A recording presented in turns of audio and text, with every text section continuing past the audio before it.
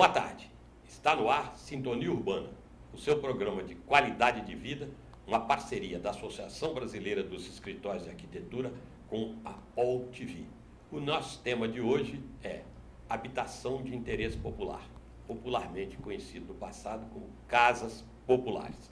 E para falar sobre isso, nós convidamos a arquiteta Irene Riso, que é do CDHU de São Paulo, e o engenheiro João Abucater Neto, que é da Coab São Paulo. Antes de começar as perguntas, eu quero dizer que este tema também vai ser discutido no Seminário Internacional sobre Desenvolvimento Urbano e o Novo Plano Diretor de São Paulo, que a ASBEA está promovendo na terça-feira que vem, dia 26/11, a partir de 8 horas da manhã, no Hotel Matsuri Plaza. Quem quiser se informar melhor e se inscrever, pode entrar no site da ASBEA, www.asbea.org.br. Boa tarde, Irene. Boa tarde, Abucater. Boa tarde.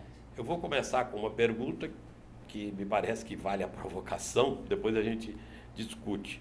É o que eu disse, se chamava Casa Popular antigamente. Aí, nesse país das coisas politicamente corretas, numa política incorreta, num país de política incorreta, se passou a chamar agora habitação de interesse urbano. Eu pergunto o seguinte, mudou o rótulo apenas, mudou o nome apenas, ou melhorou também, ou está melhorando a qualidade dessas casas para a população, Irene? Eu acho que você tem aí um histórico, né? Quando ela se chamava Casa Popular, né? Ela tinha uma qualificação diferente do que é hoje, né? Mas nesse período aí da história, né? A qualificação da habitação, ela passa por altos e baixos, né? Ela não é uma linha reta, né? Na sua qualificação, em termos de qualidade do que é o investimento, né? E do produto que se apresenta. E hoje, assim, você dizer se melhorou ou piorou, eu acho que é cíclica essa melhora e piora na nossa história, né? Porque a casa popular é lá da década de 60, 70, né? Depois que ela passa a ser a habitação de interesse social, né? E hoje ela tem uma melhora se eu comparar em relação aos anos 90, mas em relação aos anos 70, do ponto de vista da arquitetura, né, da qualidade da construção, né, e também da intervenção urbana, se eu comparar com algumas experiências da década de 70, ela ainda deixa a desejar um pouco. Não sei se eu... Abu. Pois é, Márcio. Habitação de interesse social, né, pelo próprio nome, né, que fala habitação popular. Popular porque era, vamos dizer, a população do povo, né, e não da elite, né, popular. E habitação de interesse social, eu acho que é uma palavra mais adequada, porque ele atende todo mundo, é de interesse coletivo, independente da classe social. Os habitantes, né, podem ser prioritariamente as pessoas mais necessitadas, mas é de interesse coletivo. Por que é de interesse coletivo? Dentro do nosso sistema de organização social, você pensa bem, o que representa a habitação para as pessoas, né? Você tem uma família, né? O nosso núcleo central de organização na nossa sociedade é a família. Os filhos precisam morar, né? Então, o animal faz toca, o passarinho faz ninho, né? O homem faz casa, né? E o filho do homem, né, diferentemente do filho do passarinho e do animal, ele precisa de um longo tempo para poder ganhar asa própria, para sair do ninho, né, sair da toca ou sair da casa. Então, a criança, ela precisa de ter um ambiente seguro para morar. Por isso que ela é um dever do Estado, uma obrigação para suprir. O que você investe em habitação, você economiza em saúde, você economiza em serviços, nos serviços públicos de uma forma geral, e também em educação. Por quê? Porque se você não tem a sociedade, a cidade organizada, né, adequadamente, você acaba gastando mais.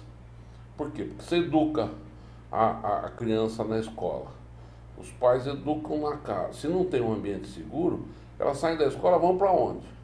Desaprende tudo, né? Tá certo. Então, essa é essa questão. Então, a qualidade da habitação, ela não pode ser entendida só como a qualidade da edificação propriamente dito.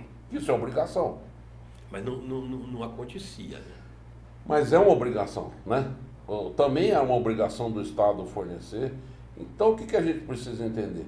Que precisa de recursos abundantes para suprir o déficit habitacional e recursos abundantes para manter a qualidade. E, hoje em dia, nós temos aí nos últimos anos uma política de produção habitacional. O Estado de São Paulo tem uma tradição que, apesar da extinção do BNH, o Estado de São Paulo continuou produzindo, tendo lá um recurso para produzir, e o governo federal, mais recentemente, criou um programa que está fazendo construção em massa.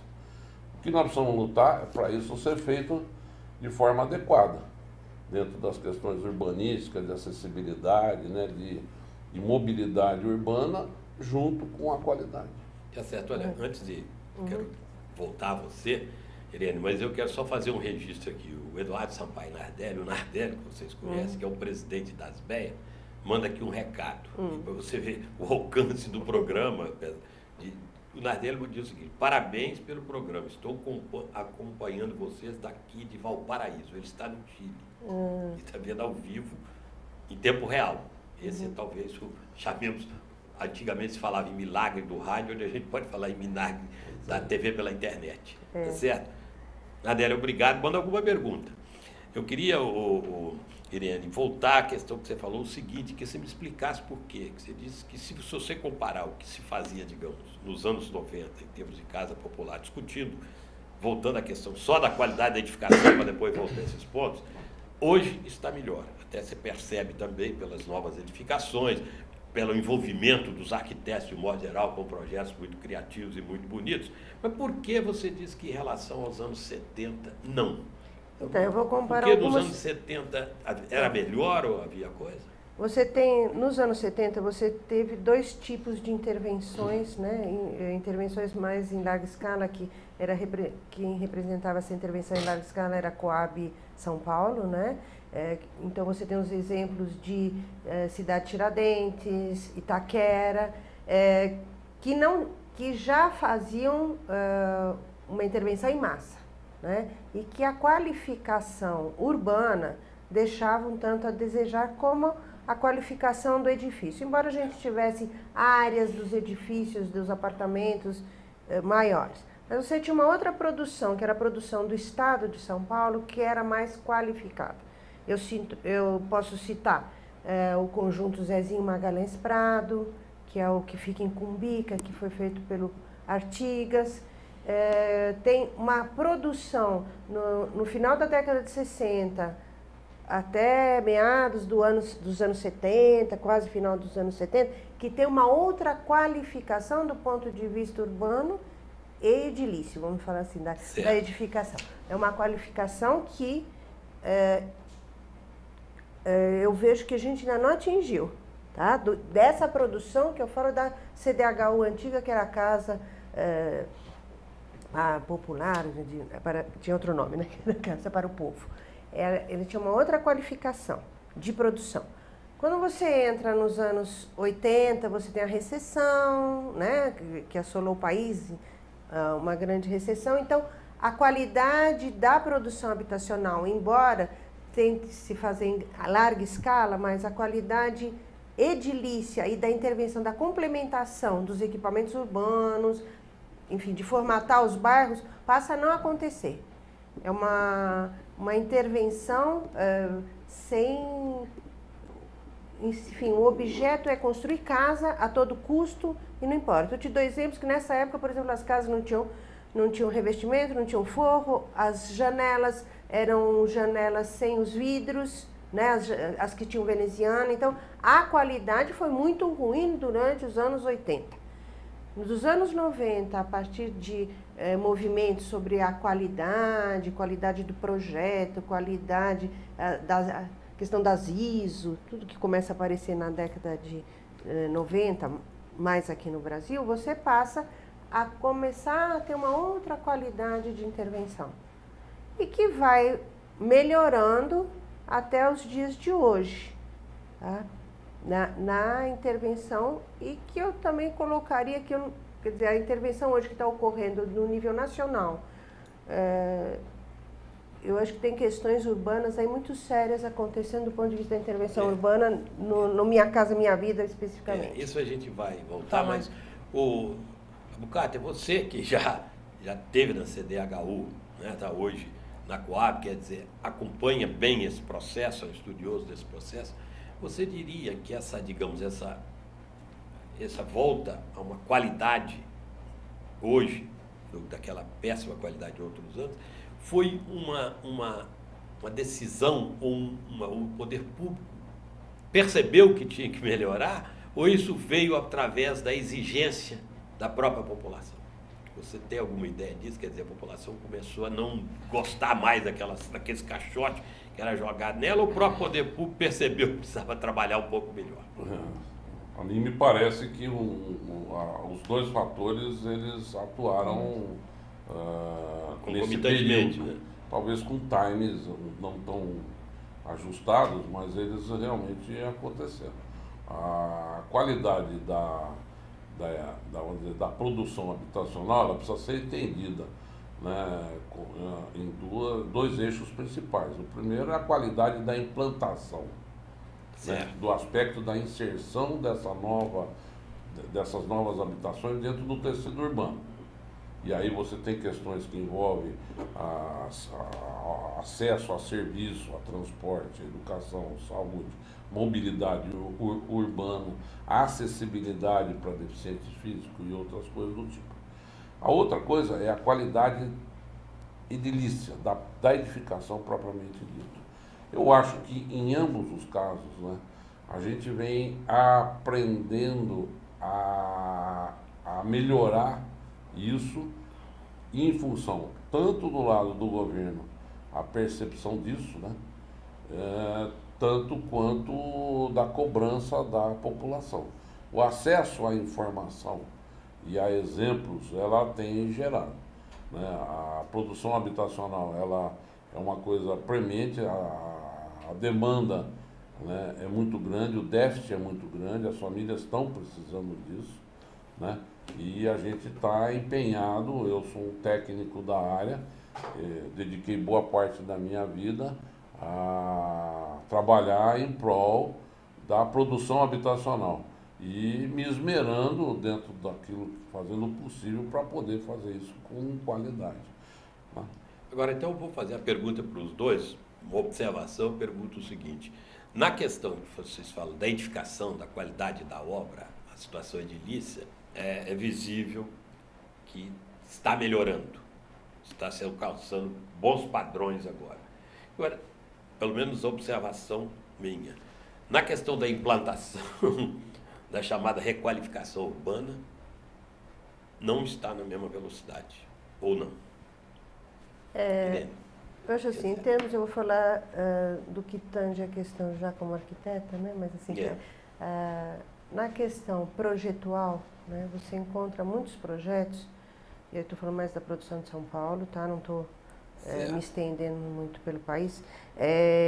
Você vê qualificações, tanto de inserção urbana, né, da questão da inserção urbana, existem parâmetros até para fazer essa inserção urbana, né, condicionantes, né, até de aquisição de terreno, onde estão localizados, enfim, que eu acho que essas premissas foram evoluindo no tempo, né, como também o próprio projeto urbano. O que acontece entre o projeto e a realização deste projeto, falando da questão urbana?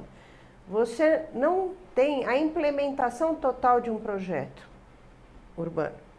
Em geral, quer dizer, todas as questões, como o João estava falando, da infraestrutura urbana, que eram os equipamentos públicos, são ações que levam muito tempo a acontecer. Então, a formatação, você vai criar um bairro numa cidade, em geral é essa a intervenção, você cria pequenos bairros, ou enfim, e você não... e esses bairros não são implementados no seu todo, do ponto de vista da infraestrutura necessária de acessibilidade aos equipamentos públicos, né, de saúde, educação, enfim. em geral, você ainda vai contar um tempo com o deslocamento dessa população para outras áreas da cidade, enfim, dando um certo transtorno ali naquele lugar. Né? Bocada. Uma coisa que... Há um atraso, uma defasagem uma entre a qualidade... A qualidade da construção, tá certo? Ela é uma coisa onde a cobrança é mais fácil, né? Os defeitos são mais visíveis, né? E a fiscalização, vamos dizer, da população é mais fácil. Quer dizer, você entregar um produto de má qualidade hoje é uma coisa inadmissível sempre, mas hoje fica muito claro, tanto para quem constrói como para quem contrata a construção, que você tem que atender parâmetros mínimos. Você vê hoje, nós estamos aí à frente de uma nova norma, que é a norma de desempenho, que exige e vai se impor. Isso implica em aumento de custo, em discussão, para ver como implantá-la. Ela já está em vigor, né? E você, cada vez as exigências maiores, a questão da responsabilidade civil e técnica dos processos estão muito claros e cada vez mais exigentes. Tanto o Conselho de Arquitetura como o Conselho de Engenharia e os órgãos públicos e a própria população criaram e estão cada vez mais sendo mais exigentes com relação à qualidade da produção. E volto a repetir que a qualidade da produção não necessariamente está ligada a preço. Quer dizer, fazer bem feito, né, é uma questão de educação e técnica. E isso precisa ser exigido. Tá. Né? A gente vai falar Quando a gente volta para a questão da implantação, da questão urbana, você tem dois tipos básicos de desenvolvimento de projeto. Um é no desenvolvimento de uma nova área. Quando você apresenta uma nova área para ser envolvida, né, apesar de toda complexidade de legislação e regras e normas, os arquitetos, os projetistas vão ter uma possibilidade de desenvolver um projeto melhor. Agora, quando você está num processo de recuperação de um tecido urbano deteriorado, você realmente tem tantas regras, tantos impedimentos, que você fica complicado você desenvolver um projeto a tempo, das vezes, da demanda que você está sendo pressionado para produzir. Quer dizer, você recuperar um tecido, seja de um cortiço, de uma região que está encurtiçada, ou de uma favela, ou de um centro urbano deteriorado, você esbarra em tanta regra que do lado do poder público os técnicos ficam inseguros em aprovar as propostas de projeto. Do outro lado, você tem uma legislação complicada para poder, e você também tem poucos recursos para investir diretamente nisso. Então são processos muito lentos, né? Lentos demais para a pressão que a demanda faz, e isso implica em cometer mais erros. Tá certo. Olha, eu tenho uma pergunta aqui do Nardelli para vocês dois. Nardelli está tomando vinho, Camener, reserva especial. A pergunta fica para ele. Fica à vontade.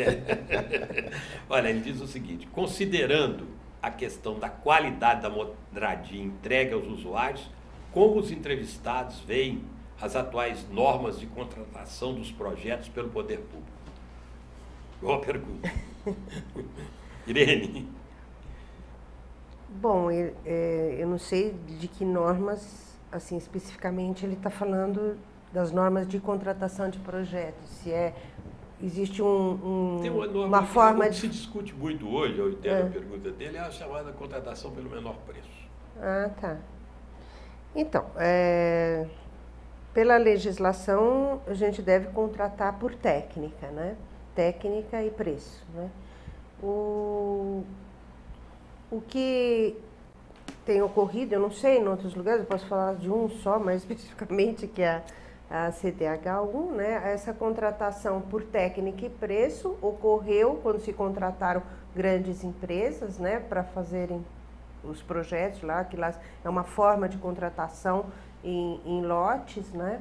Mas hoje está se estudando lá também se fazer a contratação por técnica e preço. Só que essa técnica, no momento, ela só está... Se eu estou contratando um projeto que já tem um estudo preliminar, a técnica que vai envolver não é uma técnica de concepção, né, uma avaliação da concepção, mas sim a técnica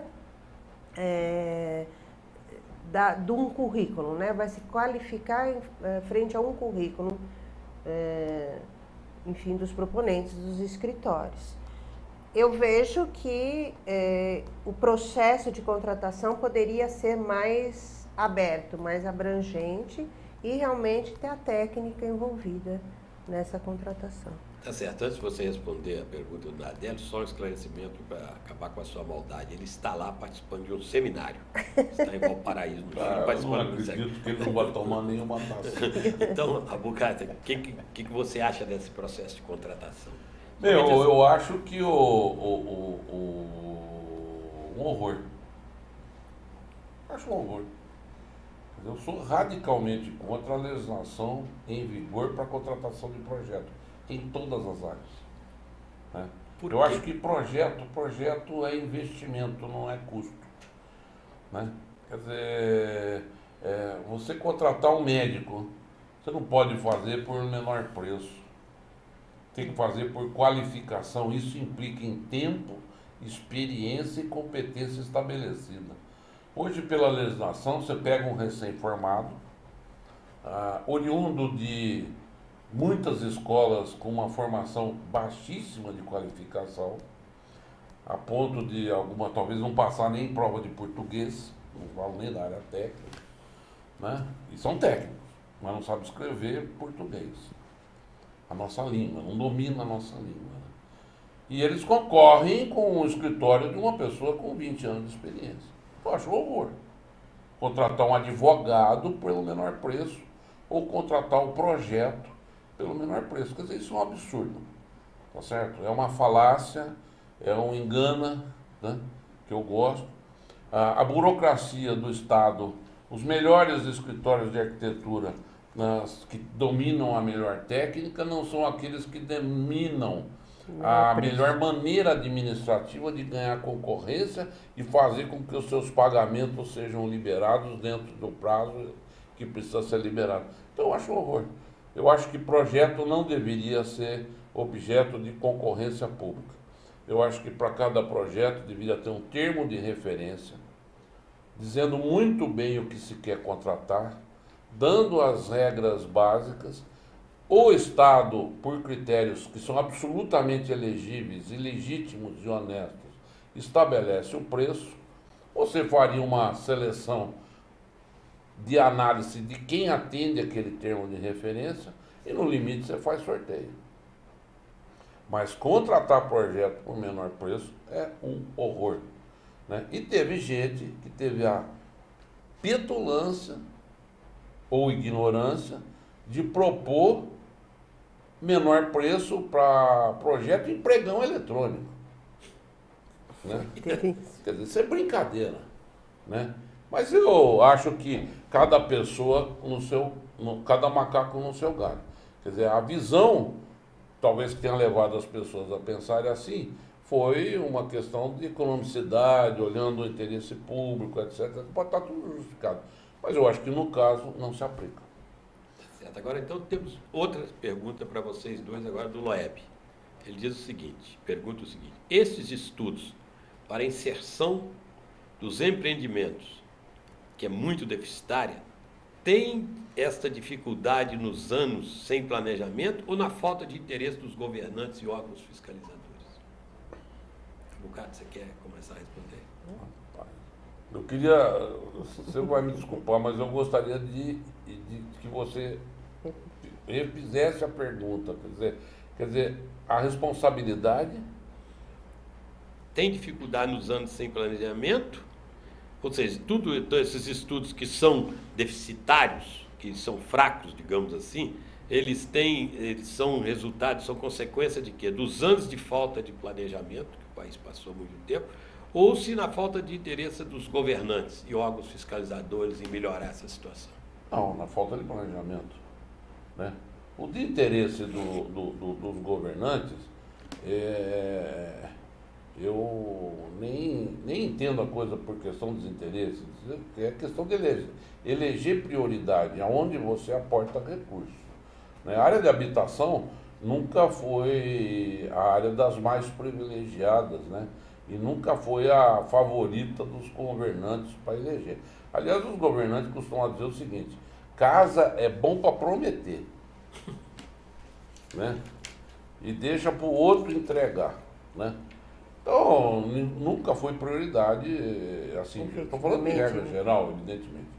Mas, agora, a questão do planejamento, é óbvio que é falta de planejamento. O que significa planejar? Você gastar bastante tempo desenvolvendo um planejamento daquilo que você vai executar daqui 4 anos. Qual que seria o ideal? Eu fico 4 anos planejando com uma equipe definida aquilo que eu vou fazer nos outros 4. Né? As pessoas entram trabalhando, já tem que começar a fazer e quer que você faça projeto do dia para a noite. Não é possível você contratar sem projeto, sem planejamento. Então, isso vale para todas as áreas. O Brasil é um país que não é acostumado a fazer planejamento. Tudo aqui é feito sem planejamento. Ah, foi planejado. Conversa. Foi pensado. Planejado, não. Planejar é você se preparar para enfrentar um desafio e ter o tempo, os recursos para executá-lo e o organograma físico-financeiro dia a dia do que vai ser produzido por dia. É assim que se faz lá fora. Quando você começa a construir, seja uma cidade, seja um campo de futebol, seja uma obra, o cidadão sabe e tem projeto executivo e planejamento feito para começar a obra no dia 1 e terminar a obra no dia 382. E o acompanhamento é feito todo dia e sabe o que vai acontecer todo dia. Isso é planejamento. O que a gente faz não é planejar, é pensar, mostrar as ideias do que nós queremos fazer. E chamam isso de planejamento. Para mim não é planejar. Irene? Eu também concordo que não existe um planejamento que balize, né, todas as atitudes de um período de governo, né? Então é isso que ele está colocando. Eu tenho 4 anos quer dizer, se tem 4 anos de governo, mas tudo o que se vai fazer é assim no dia que entra, vamos fazer isso, mas também muda no meio do caminho. Estou falando das intervenções, elas não são programadas. E nem é programado, é programado os números são programados, mas a ação para se chegar a esses números, nada disso é programado, nem planejado, nem nada. Então, você vai fazendo. Então, eu acho que isso atrapalha muito a qualidade de qualquer produção, seja habitacional, seja de transporte, seja do que for. É tudo no fazejando, não é uma coisa planejada mesmo. Isso eu tenho absoluta certeza que trabalho no Estado há 34 anos, sei lá quantos, e nunca vi nada. Uma continuidade. Uma continuidade. A única época que eu vi alguma coisa que você tinha que justificar foi na época do Paulo Egídio, que naquela época tinha um planejamento no Estado, que as intervenções tinham que atender se era cidade média, se era cidade assim, parará, você tinha que estar atendendo algumas regras para você fazer uma intervenção habitacional. Mas no resto nunca vi. Você não tem nenhuma consonância da área de educação com a área de habitação. Não existe. Isso não existe. Antes de passar para a próxima pergunta, Bucater, o Nardelli pede uma sugestão. Se você tem uma boa sugestão de um vinho para ele tomar lá, enquanto nos vê. Eu tenho, mas não vou dar no ar, não, senão eu vou ter que cobrar. Tá certo. Agora, então, voltemos à questão do problema da requalificação. Eu vejo neste ponto um outro lado, e observando a questão de São Paulo. Quando você fala em requalificação, vem todas aquelas discussões, mas a coisa que cidade de São Paulo, você não tem grandes espaços para fazer as habitações de interesse social. Não é isso? Habitação de interesse social. Ou existe longe, porque o terreno é caro, e o terreno caro, né, nos bons lugares, encarece o imóvel, né? É um item pesado do preço do imóvel. Eu estou falando isso para São Paulo, mas a gente pode repetir talvez para qualquer cidade grande e média brasileira. E aí, como resolver isso? Ou não resolver? Quer dizer, você enfrenta esse negócio, essa questão do custo da terra, né, que é um item básico, né, para você fazer as implementações, mas também você tem um parque, né, em São Paulo de muita coisa construída que não está sendo utilizada, né, muita construção que poderia estar sendo readequada, né, à habitação de interesse social.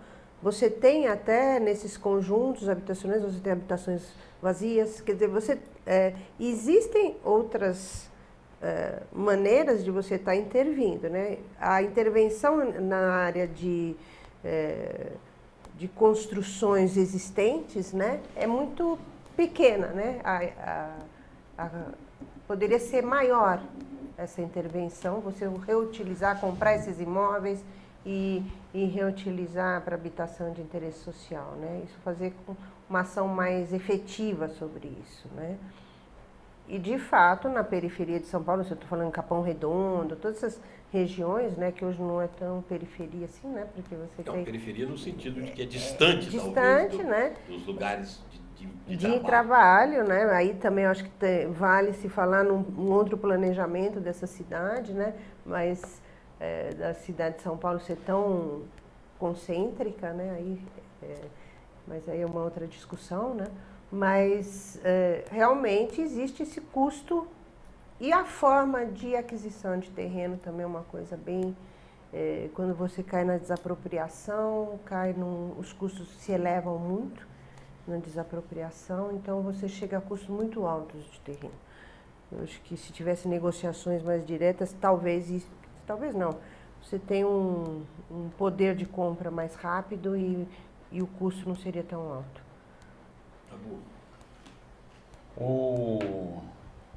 Quando o governo atual assumiu a prefeitura e montou a equipe de trabalho, falo do governo como um todo, isso foi estabelecido metas de trabalho. Então, no caso específico da área de habitação, a equipe que está lá tem uma meta segmentada para a empresa Companhia Metropolitana de Habitação, a Coab, de estar colocando à disposição, né, do programa Minha Casa Minha Vida 20 mil unidades habitacionais. E essa é uma tarefa que cabe a mim e a equipe que está trabalhando lá na Coab para colocar esse ano 20 mil unidades no programa Minha Casa Minha Vida. Então, eu senti na pele o que é buscar terreno, lotes urbanos, dentro do município de São Paulo. Mesmo nas chamadas periferias? Eu diria para você o seguinte, depois de atingida a meta, e nós vamos atingir a meta que o governo estabeleceu, que será a produção de 55 mil unidades habitacionais, né, com uma meta ousada, mas possível de ser executada, eu diria para você que os lotes urbanos vão estar esgotados, lotes disponíveis. Então, aí você tem o que sobrar, vai ser ou ribanceira, ou APP, ou área contaminada.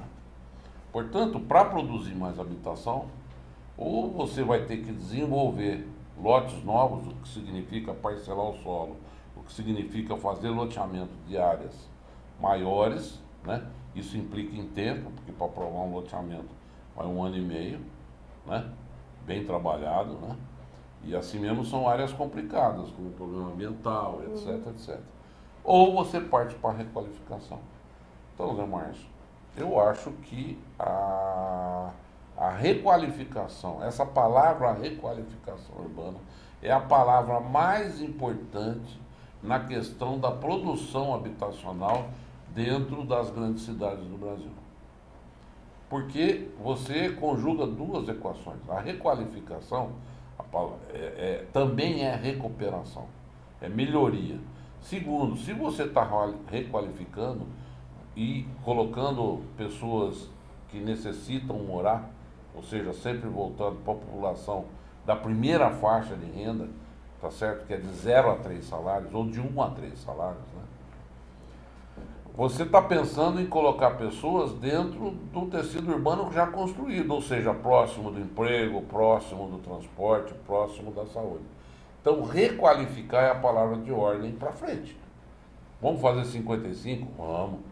Agora, não para frente, ou você produz novos lotes, em São Paulo praticamente não tem, e na região metropolitana também é complicado, ou você tem que investir muito na requalificação, como disse a Irene. São bairros industriais que hoje não se prestam mais, é mudança do perfil econômico, passando de indústria para serviço, é a proximidade de emprego e moradia. Então, esse trabalho esbarra, basicamente. A oportunidade está na mão. A SBEA está fazendo e discutindo o plano diretor, que está sendo elaborado pelo atual governo e que vai para a Câmara. Então, primeiro, é um plano diretor adequado com esse enfoque. Segundo, legislação que permita você aprovar, por exemplo, um prédio no centro da cidade. Eu pergunto para vocês, né, Márcio? O prédio está tombado, não posso demolir. Né? Só que como é que eu vou colocar como é que eu vou atender a questão de acessibilidade, se para atender a acessibilidade eu tenho que derrubar o prédio? Então você está condenando aquele edifício. Eu estou falando de um caso. Eu tenho pelo menos uns 20 casos na mão desse tipo. Quer dizer, não é possível você adequar as regras atuais para aprovar aquele prédio que tem 70 anos. Mas ao mesmo tempo você não pode derrubar. E ninguém põe o guiso no gato, Zé Márcio. Quer dizer, querem que o técnico aprove se a legislação diz como é que fica? Questão da responsabilidade, seja de quem está projetando, seja de quem está aprovando, né? E ninguém tem coragem de botar. Aí fica uma discussão utópica, filosófica, com um bocado de academicismo em cima disso, e na prática você não sai do lugar.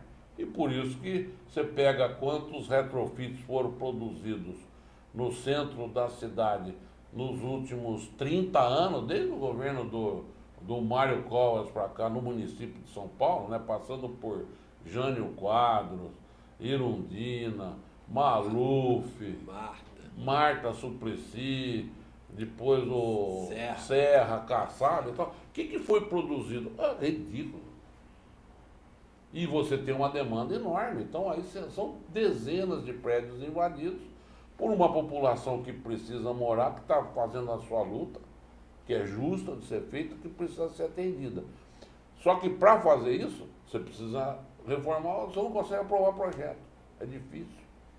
Então, a requalificação urbana é o grande desafio que envolve questões do plano diretor, que eu tenho certeza que vai ser bem contemplado nessa área. Depois você tem questão de legislação e fonte de recurso para isso. Por que fonte de recurso? Porque uma unidade dessa, o custo para desapropriar uma unidade dessa não é menos de 50 mil.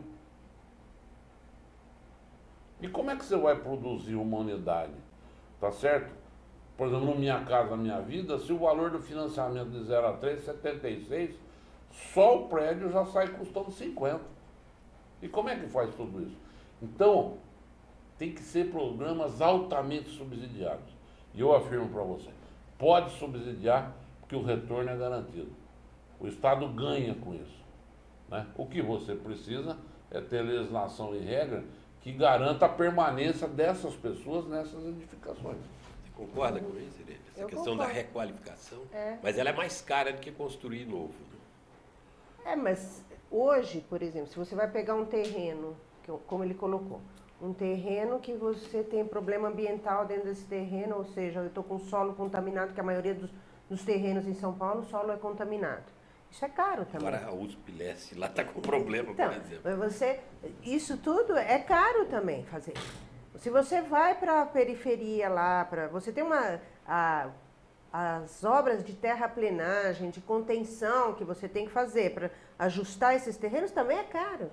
Não é que hoje fazer habitação está caro na requalificação, está caro na periferia, né? Você pegar lá a região dos mananciais é onde tem um pouco mais de terreno, mas você só entra num pedacinho, porque o resto... Então você perde áreas, você compra uma área enorme, da qual você vai utilizar 40%, porque o resto é APP, né? Então, é esse estado. Então, tudo é caro. Não é que é só a requalificação que é cara. Tudo o resto é caro. Então, a pergunta final, que eu estou olhando o relógio aqui, daqui a pouco batem na porta. Suprir esse déficit de moradia nacional, então, não é tão simples como lançar um programa. Não é isso? Não. Simples? Não, É simples. Só Suprir é simples. Basta disponibilizar recursos para tanto. É uma questão de prioridade, né, mãe? Isso que eu falei no começo, eu fiz questão de citar a questão. Olha, para criar, né, o homem e a mulher são homens, são mulheres, mas são animais. O instinto de preservação da espécie impera, inclusive, na gente, não é só no cachorro, não é só no passarinho. Nós precisamos de casa para criar nossos filhos. Isso é prioridade ou não é? Se é prioridade, recursos abundantes. Porque não adianta também você querer educar se você não tem um lugar e um abrigo seguro para conservar a educação recebida na rua. Então, investimento em habitação é simples. A solução é simples, recurso. Se você tem recurso, você pode se planejar para produzir em escala. Você tendo escala, você reduz preço e aumenta a qualidade. Essa equação é uma equação histórica, mundial, né? Nós precisamos de um novo plano, né, pós-guerra, né, um plano Marshall, aqui para resolver o problema da habitação no Brasil. Tem que investir maciçamente. O que eu espero é que cada vez tenha mais recurso para isso. Tá, então, antes da Irene responder, já vou acrescentar a pergunta do Nardelli para encerrar, porque está ligado a isso, né? Ele está perguntando assim, considerando essas dificuldades, como vocês veem a possibilidade das PPPs? Irene, depois a gente vê. Usar as PPPs para a habitação popular. Olha... Ou habitação de interesse social. Desde que... Eu não sei como é que está, enfim, está funcionando tudo isso, mas eu vejo... que o Estado deveria ser mais, acompanhar isso mais de perto. Porque o que eu tenho visto de algumas propostas, né, das PPPs, a qualificação das intervenções deixam também a desejar. Então você não é que você está tendo uma melhoria, ou você está tendo um ganho quantitativo, né? E também qualitativo. Não estou vendo isso nesse momento. Então, não vejo isso como uma solução também. Então, eu concordo com a Bucarter que você tem que ter recurso mesmo. O Estado tem que investir muito e priorizar, ou se prioriza de fato, né, para que isso realmente aconteça, para que a qualidade, enfim, a qualificação dessas intervenções urbanas sejam de fato qualificadas mesmo, né, que tenham proveito para essa população e para o Estado, porque à medida que essa população habitar em lugares adequados, o Estado estará economizando, né? Ou seja, toda a sociedade estará economizando. Tá certo, a questão das PPPs. Zé Márcio, a insegurança jurídica em que impera no país, ele tem um custo financeiro altíssimo. Tanto é que as PPPs não viraram em nenhuma área. Quer dizer, a quantidade de PPPs barra necessidade é muito pequena. Na área da habitação, nenhuma. Virou. Tem uma que foi feita lá em Brasília, mas eu nem considero porque a vantagem da partida era muito grande. Então lá aconteceu, mas nós não temos exemplo concreto de PPPs que evoluíram a ponto de a gente falar, essa deu certo e foi executada na área habitacional. Temos andando algumas PPPs, estamos torcendo muito e dentro do possível ajudando para que elas ocorram. É uma necessidade, mas eu volto a repetir, a insegurança jurídica e a pouca velocidade na aprovação dos projetos complica uma solução de engenharia que permita viabilizar a PPP. Quer dizer, não é possível você fazer um projeto hoje, fazer uma equação financeira de viabilidade e só daqui a 2 anos você pode começar a obra. Quer dizer, o que você estudou financeiramente, você é uma pessoa do ramo, conhece profundamente a economia, doutor na matéria, sabe como é que eu posso fazer um estudo de viabilidade hoje, que eu só vou começar a implantar daqui a 2 anos. Em 2 anos o mundo pode mudar, a equação econômica, os interesses vão mudando. Então não é possível isso. Quer dizer, você para que PPP aconteça na área habitacional e em escala nas outras áreas que precisa, precisa velocidade na aprovação e segurança jurídica, coisa que infelizmente a gente não tem. Tá certo. Obrigado, Irene Rizzo. Obrigado, João Bucater Neto. Sintonia Urbana, parceria da Asbea com a UTV, chega ao fim. Nós voltaremos na próxima sexta-feira, sempre às 13 horas. Obrigado e boa tarde.